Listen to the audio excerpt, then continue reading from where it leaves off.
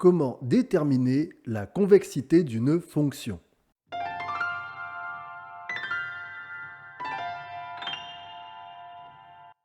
Méthode 1, graphiquement. Une fonction f définie et dérivable sur un intervalle grand I est convexe sur grand I si et seulement si sa courbe est située au-dessus de ses tangentes sur l'intervalle grand I.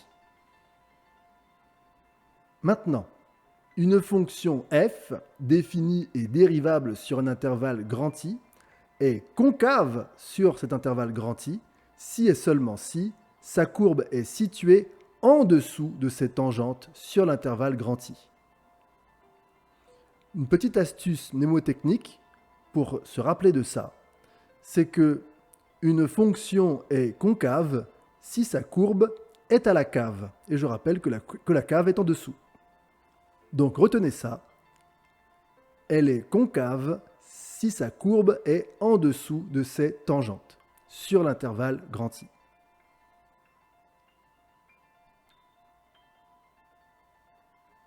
Méthode 2, par dérivée. Une fonction f définie et dérivable sur un intervalle grand I est convexe sur grand I si et seulement si sa dérivée est croissante sur grand I. Donc ici, ce n'est pas la fonction qui est croissante, c'est sa dérivée. Et maintenant, une fonction f définie et dérivable sur un intervalle grand I est concave sur cet intervalle grand I si et seulement si sa dérivée est décroissante sur grand I.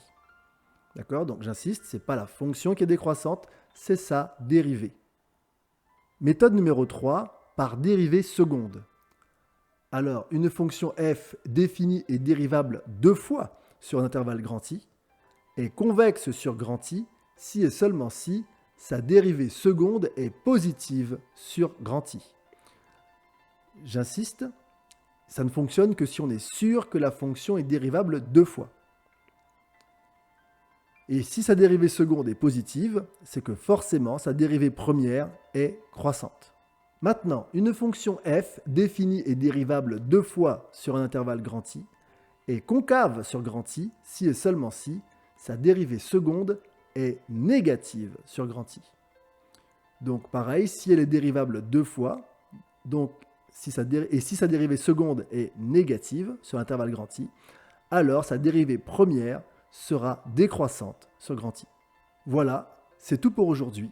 Je vous rappelle que Sciences Pro a décidé de vous accompagner du 2 au 31 mai en vous partageant des conseils pour vous motiver, pour vous organiser et dans les matières scientifiques, vous apporter des conseils méthodologiques. Il y aura d'autres épisodes à ce podcast, des vidéos de cours ou d'exercices et enfin, au moins un événement en direct. Abonnez-vous et activez la cloche pour être notifié. Mettez-nous aussi des pouces vers le haut. Je vous dis à demain.